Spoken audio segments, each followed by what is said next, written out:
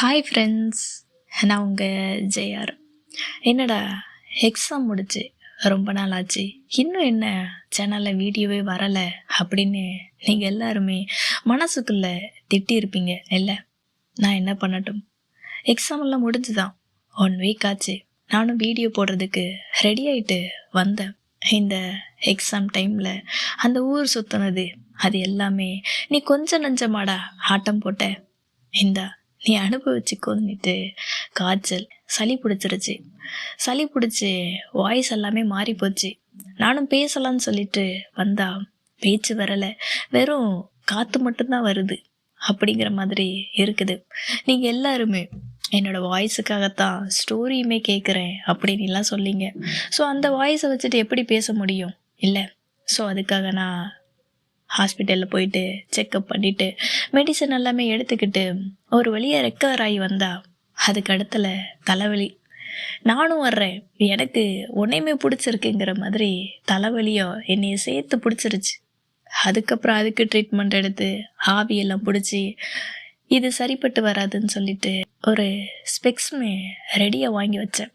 ஓரளவு நானுமே க்யூர் ஆகிட்டு வீடியோ போடுறதுக்காக ரெடியாக இப்போ உங்கள் முன்னாடி வந்திருக்கேன். ஜேஆர், இந்த வாய்ஸை மட்டும்தான் கேட்டிருக்கிறீங்க.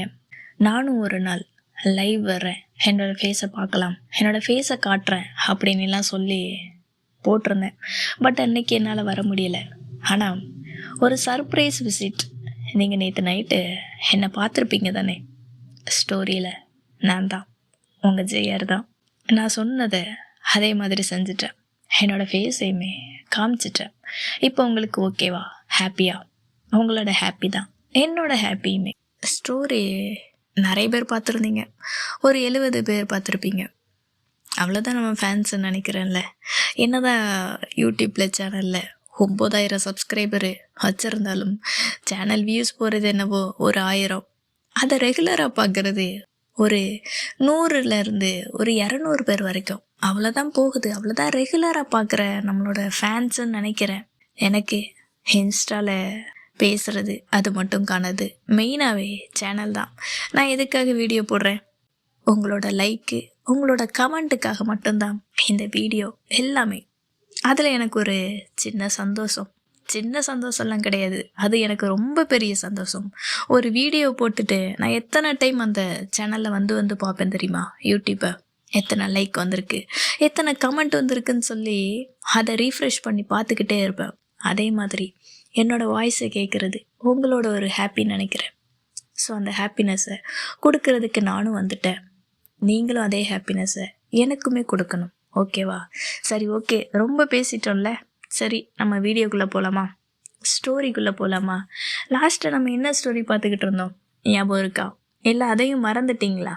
நம்ம ஜோ மாமாவோட ஸ்டோரியை தான் பார்த்துட்டு இருந்தோம்ல.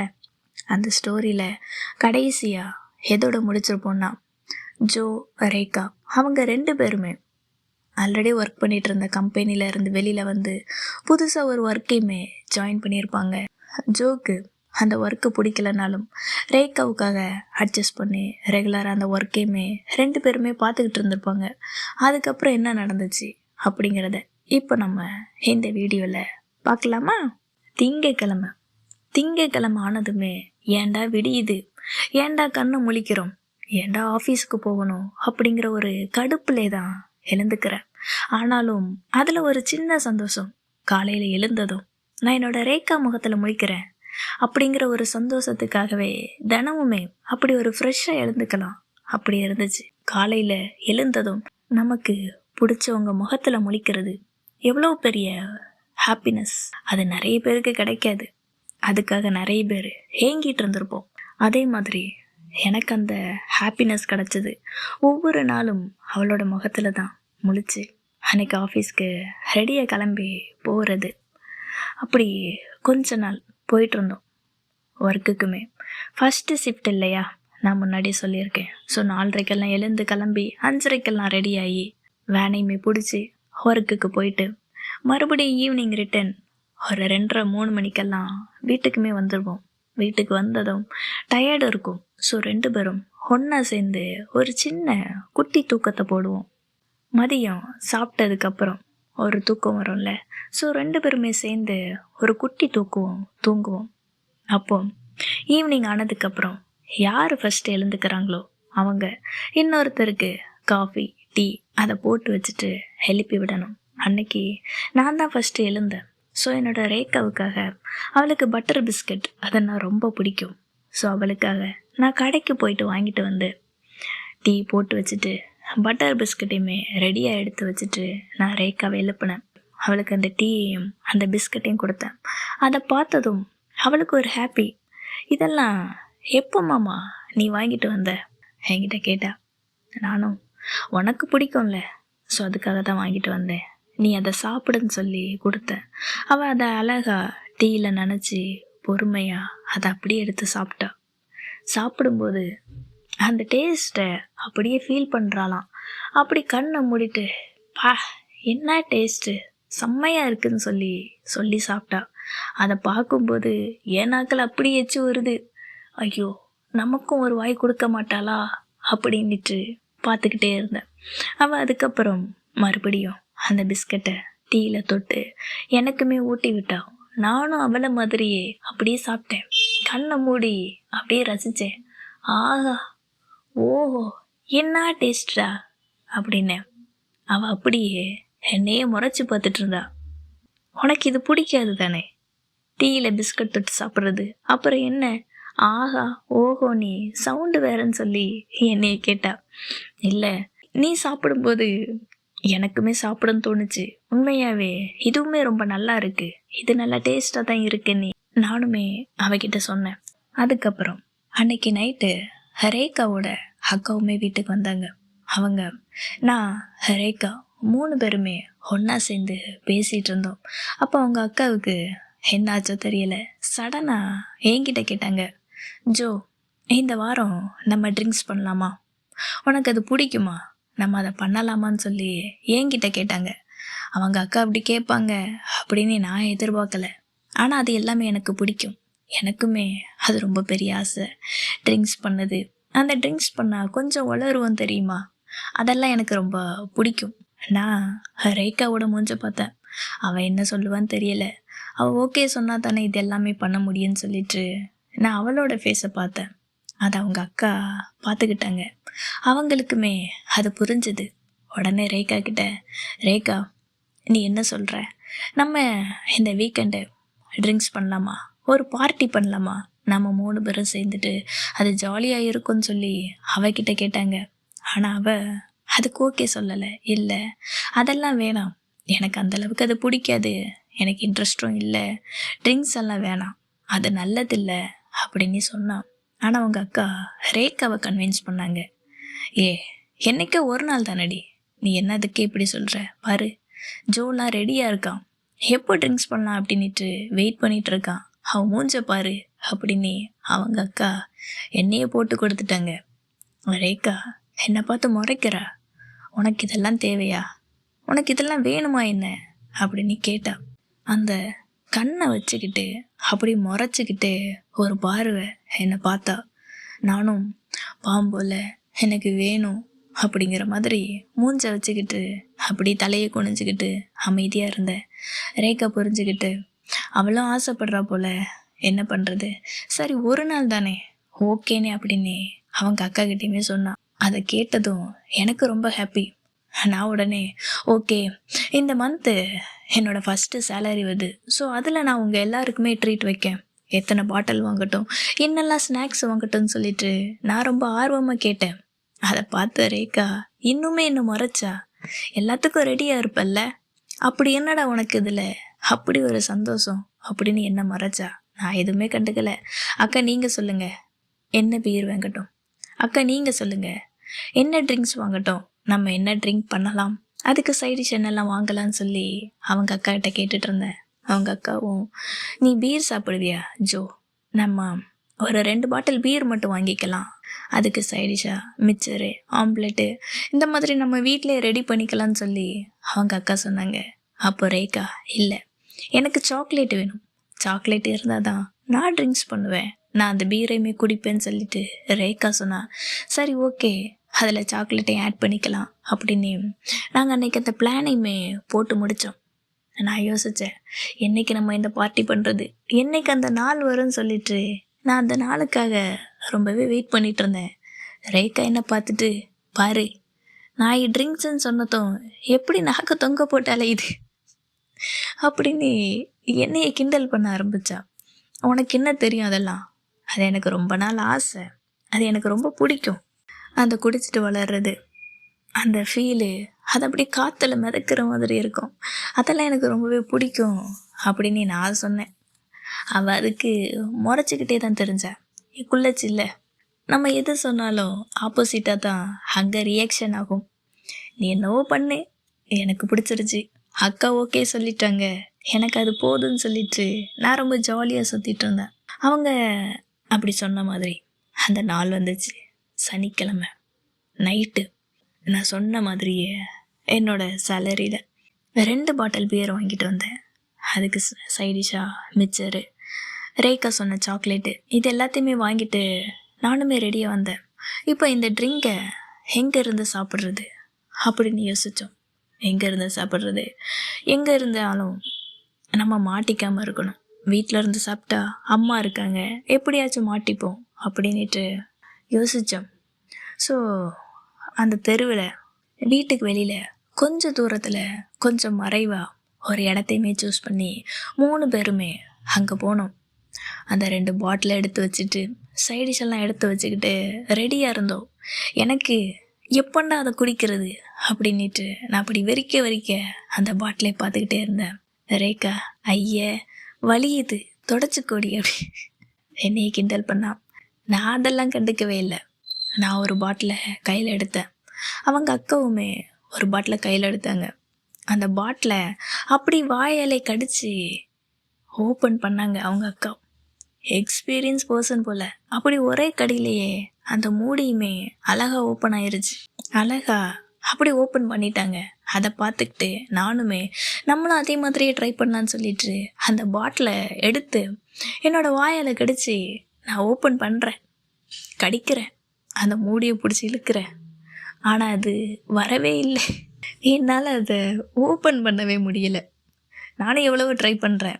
சே ஜோ, இது பெரிய அசிங்கம், இது பெரிய அவமானம் உனக்கு, அதை எப்படியாச்சும் நீ ஓப்பன் பண்ணுன்னு சொல்லிட்டு சுற்றி அந்த மூடியை கடிக்கிறேன். ஆனால் அது வரவே இல்லை.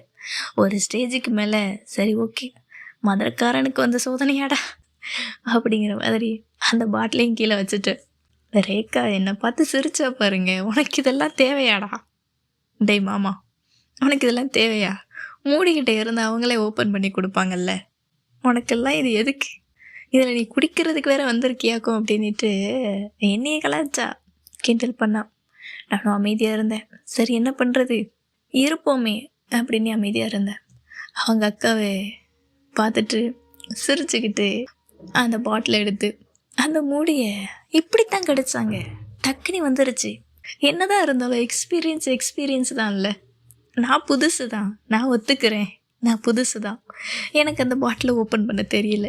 சரி, அதுக்கப்புறம் என்ன பண்ணுறதுன்னு சொல்லிட்டு கிளாஸ் எல்லாம் வாங்கிட்டு வந்துருந்தோம். 3 பேரும் ஆளுக்கு ஒரு கிளாஸில் ஊற்றிக்கிட்டு அவங்க அக்கா, அதான் சொன்னேன்ல எக்ஸ்பீரியன்ஸ் பர்சன், ஸோ ஒரே சிப்பில் அப்படியே குடித்தாங்க. நான் அதை அப்படி பார்த்துக்கிட்டே இருந்தேன்.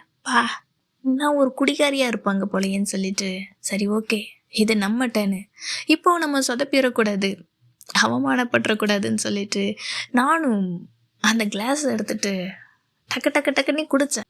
ஒரே சிப்பில் மொத்தமாக குடிச்சு முடிச்சுட்டு கீழே வச்சேன். ரேக்கா அப்படி மூஞ்சியை பார்த்தா, டேய் என்னடா இப்படி பண்ணுற, இன்னும் இப்படி குடிக்கிறானே அப்படின்னு பார்த்தா. அப்போவும் ரேக்கா அந்த கிளாஸை கையிலேயே எடுக்கலை. எங்கள் 2 பேருமே அப்படி பார்த்துக்கிட்டே இருந்தா. அவங்க அக்கா சொன்னாங்க, ரேக்கா நீ எதுக்கு இன்னும் குடிக்கலை, நீயும் குடின்னு சொல்லிட்டு சொன்னான். அவளும் சரி குடிக்கிறோன்னு சொல்லிட்டோம், கூட்டத்துக்குள்ளே வந்துட்டோம், இனி என்ன பண்ணுறது, குடிப்போன்னு சொல்லிட்டு அதை எடுத்து லைட்டாக டேஸ்ட்டு பார்க்குற மாதிரி வாயை வச்சு பார்த்தா. அப்போவே அது அவளுக்கு பிடிக்கல. அது அவளோட முகத்தில் நல்லாவே தெரிஞ்சுது. பீரு கொஞ்சம் கசப்பு டேஸ்ட்டோடு தானே இருக்கும். ஸோ அது அவளுக்கு பிடிக்கலை. அதை அப்படியே வச்சுக்கிட்டே இருந்தா. நானுமே அதை புரிஞ்சுக்கிட்டு சரி ஓகே வச்சுக்கோ, அதை வையி, நீ குடிக்க வேணான்னு சொல்லிட்டு அவளை அப்படியே பார்த்தேன். நானும் அவங்க அக்காவும் அடுத்த கிளாஸு மறுபடியும் இன்னொரு பாட்டிலில் ஊற்றி 2 பேருமே சேர் சொல்லி மறுபடியும் குடித்தோம். அது கொஞ்சம் தொண்டைக்கிட்ட வரும்போது மட்டும் அப்படி எரியிற மாதிரி இருந்துச்சு. ஸோ அதுக்காகத்தான் அந்த சாக்லேட்டு அந்த மிக்சரெல்லாம் இருக்குல்ல, ஸோ அதையுமே கொஞ்சம் சாப்பிட்டுக்கிட்டு அதை அப்படி மேனேஜ் பண்ணிக்கிட்டோம். ரேக் அந்த ட்ரிங்க்ஸை குடிக்கலல்ல, ஸோ அவளோட ட்ரிங்கையுமே எடுத்து நானே குடித்தேன். மொத்தத்தில் அந்த 2 பாட்டிலை நாங்கள் 2 பேருமே காலி பண்ணிட்டோம். ரேக் அதை குடிக்கவே இல்லை, அவளுக்கு பிடிக்கல அப்படின்னதும் நானுமே அவளோடதை சேர்த்து குடிச்சிட்டேன். குடித்ததுந்தான் எனக்கு அப்படியே தலையெல்லாம் அப்படியே ரொம்ப கேர் ஆயிருச்சு, அப்படியே சுத்த ஆரம்பிச்சிருது. ஒரு பாட்டில் பீரை மொத்தமாக குடிச்சிருக்கேன்ல, ஆக்சுவலி இவ்வளோ குடித்தது இதுதான் ஃபர்ஸ்ட் டைம். சரி ஓகே, பார்ட்டி முடிஞ்சுது, குடிச்சாச்சு, ஸ்நாக்ஸ் எல்லாம் காலி பண்ணியாச்சு. இப்போ நம்ம வீட்டுக்கு போகலான்னு சொல்லிட்டு 3 பேருமே கிளம்பினோம். இப்போ நான் மறுபடியும் சொல்கிறேன், அவங்க அக்கா தான் எக்ஸ்பீரியன்ஸ் பர்சனில், அவ்வளோ பீரை குடித்தாலும் அசால்ட்டாக எதுவுமே இல்லாத மாதிரி அப்படி தெம்பா நடந்து போனாங்க. என்னால் அங்கேருந்து வரவே முடியல, எழுந்துக்க முடியலை. முதல்ல அப்படின்னு நடக்கிறேன், காலெல்லாம் ஒரு பக்கமாக சரியுது, அப்படி சரிஞ்சு சரிஞ்சு தலைலாம் சுத்தினாப்புல அப்படி நடக்கிறேன். அவங்க அக்கா என்னைய பார்த்துட்டு அப்படியே சிரிப்பு, என்ன இதுக்கே மட்டையாயிட்டாப்புல, குடிச்சு 10 நிமிஷத்துல இவ்வளோ ரியாக்ட் ஆகுதா அப்படின்ட்டு அவங்க சிரிக்க ரேகாவுக்கு ரொம்பவே அசிங்கமாகி போயிடுச்சு.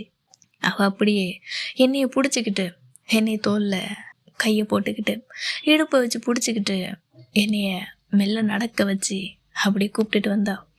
நான் ரேகாவோட தோளில் சாஞ்சிக்கிட்டு அப்படி தள்ளாடிக்கிட்டு அப்படி நடந்து வந்தேன்.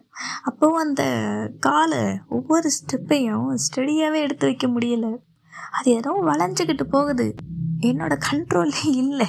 அப்படி தான் இருந்துச்சு. ஏதோ நடக்கிறேன், கால் எங்கே போகுதுன்னு தெரியல, தலை எங்கேயோ சுற்றுது. ரேகா என்ன பிடிச்சிருக்கா அது மட்டும்தான் எனக்கு தெரியுது.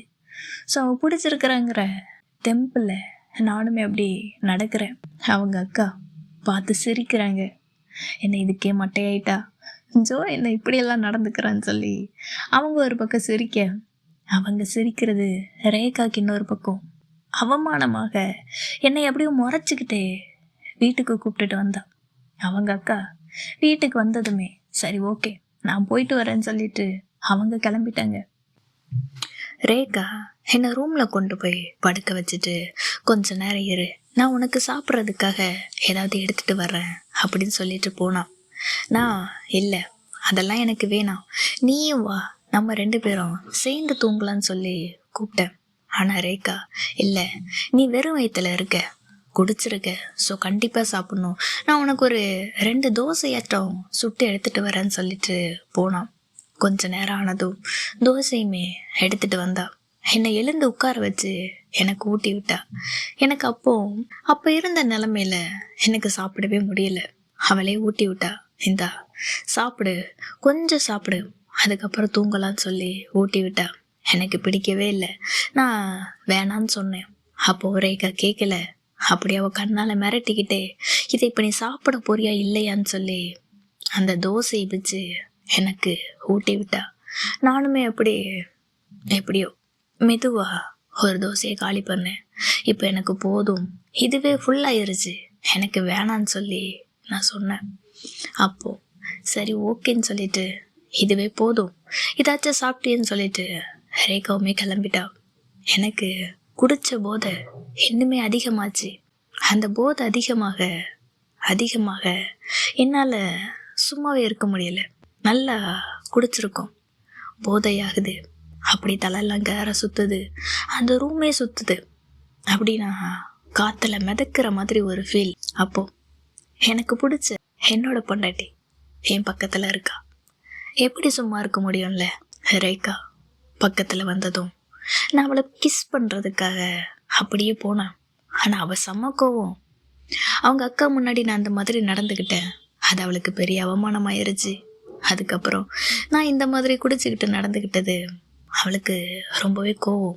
நான் ரொம்ப கோவத்தில் இருக்கேன், பேசாம கம்பெனி படுத்து தூங்கிரு, என் பக்கத்துலயே நீ வரக்கூடாது அப்படின்னு முறைச்சா என்னால் முடியல. நார்மலாக நம்ம ஆள் பக்கத்தில் இருக்கும்போது சும்மாவே இருக்க முடியாது. அதுவும் இப்போ சொல்லவா வேணும் இல்லை? செம்ம போதை, ஏதேதோ தோணுது, மண்டைக்குள்ள என்னென்னமோ ஓடுது. ஆனால் இவன் நோ சொல்கிறா. என்ன பண்ண? கெஞ்சினேன், ரேகா ப்ளீஸ் டே, இந்த ஒரு டைம் மட்டும் என் செல்ல பொண்டாட்டி இல்லை, இந்த ஒரே ஒரு நேரம் உன் மாமனை எப்படி கெஞ்ச வைக்காதடி, ஒரே ஒரு டைம் மட்டும் ப்ளீஸ் ப்ளீஸ்ன்னு சொல்லி நான் அவகிட்ட அவ்வளோ கெஞ்சிக்கிட்டே இருக்கேன். ஆனால் குள்ளச்சி கல்லஞ்சக்காரி, முடியவே முடியாது என்னால், இப்போ முடியாதுன்னு சொல்லிக்கிட்டு ரொம்ப வீரப்பா, ரொம்ப திமிரா அப்படி இருந்தா என்னால் அதுக்கு மேலே முடியல. ஹே குள்ளச்சி ப்ளீஸ் டி அப்படின்னு சொல்லி அவள் காலிலேயே விழுந்துட்டேன். என்னால் முடியலடி, என்னை புரிஞ்சுக்கோ, இதுக்கப்புறம் நான் குடிக்கவே மாட்டேன், நான் சொல்கிறத நம்பு, இந்த ஒரே ஒரு முறை மட்டும் ப்ளீஸ் அப்படின்னு சொல்லி அவள் காலிலேயே அப்படி விழுந்து கெஞ்ச ஆரம்பித்தேன். அப்போ தான் ரேகா மனசு கொஞ்சம் இறங்கி வந்தா. சரி விடு, ஏண்டா மாமா இப்படியெல்லாம் பண்ணுற, எனக்கு கொஞ்சம் கஷ்டமாயிருச்சுடா, அக்கா முன்னாடி நீ இந்த மாதிரிலாம் இருந்தா எனக்கு கஷ்டமாக இருக்காதா, உனக்கு தான் குடித்தா ஒத்துக்கலைன்னா குடிக்கக்கூடாது, அது வேணான்னு சொல்லணும், அது வேணான்னு சொல்லணும், ஆனால் குடிச்சிட்டு நீ பண்ணுறிய ஒரு அலப்புற, அதை என்னால் பார்க்க முடியலடா, சகிக்க முடியலடா அப்படின்னு சொன்னான்.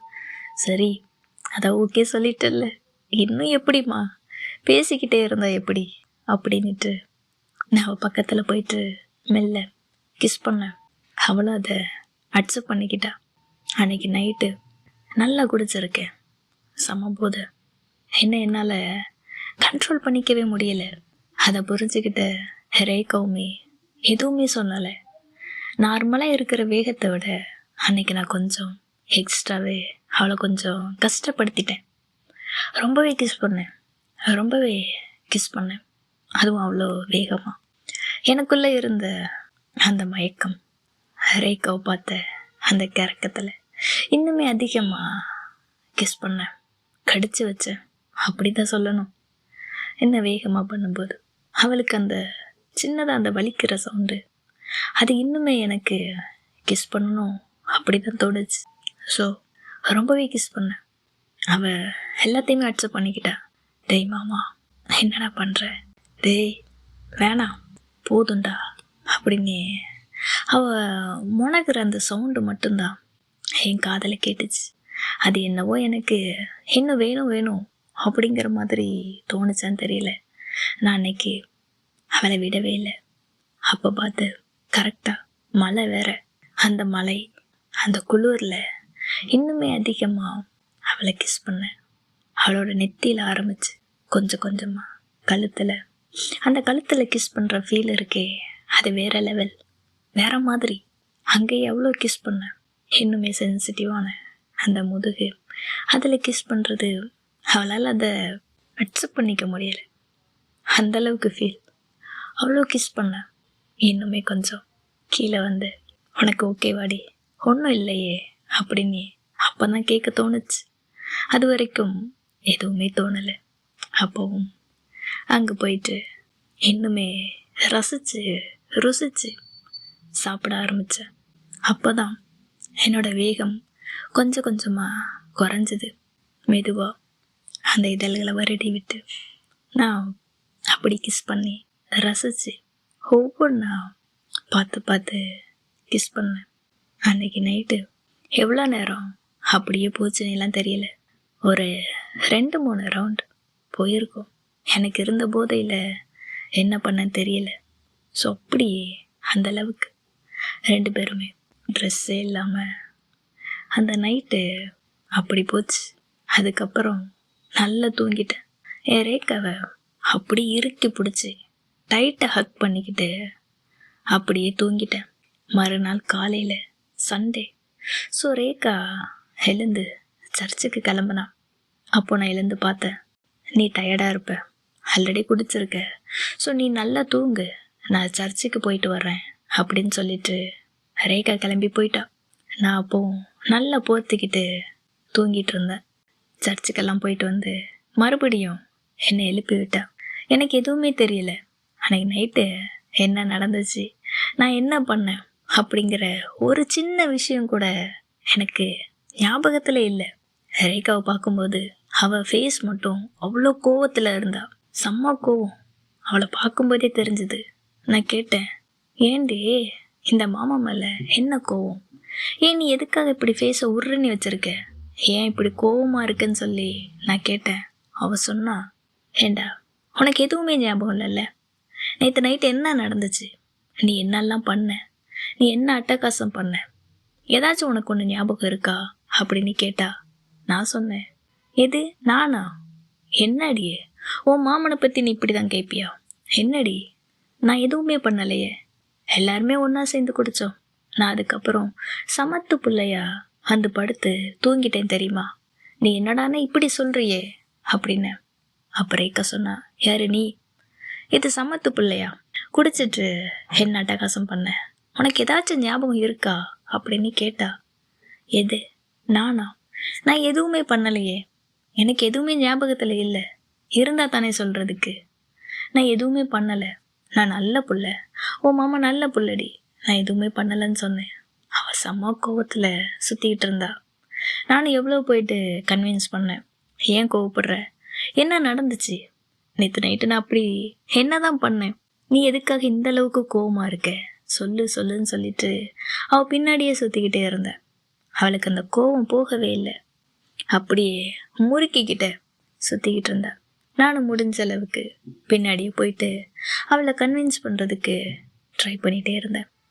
சரி, ஓகே, இன்னைக்கு இந்த கதை இதோட போதும், இதோட முடிச்சுக்கிறேன், ஓகேவா? இதுக்கப்புறம் என்ன நடந்துச்சு அப்படிங்கிறத நம்ம அடுத்த எபிசோடில் பார்க்கலாம். இப்போ சொல்லுங்கள், என்னோடய வாய்ஸ் ஓகேவா? இப்போ பெட்டராக இருக்கா? இந்த வாய்ஸில் நம்ம ஸ்டோரியை கண்டினியூ பண்ணலாமா?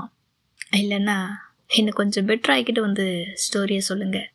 அப்படின்னாலும் ஓகேவாக இருந்தால் சொல்லுங்கள், நம்ம அப்படியே இந்த ஸ்டோரியை கண்டினியூ பண்ணலாம். இல்லைன்னா 2 டேஸ்க்கு அப்புறம் வெயிட் பண்ணி கண்டினியூ பண்ணலாம், ஓகேவா? இப்போ நான் கிளம்பட்டுமா? தேங்க்யூ.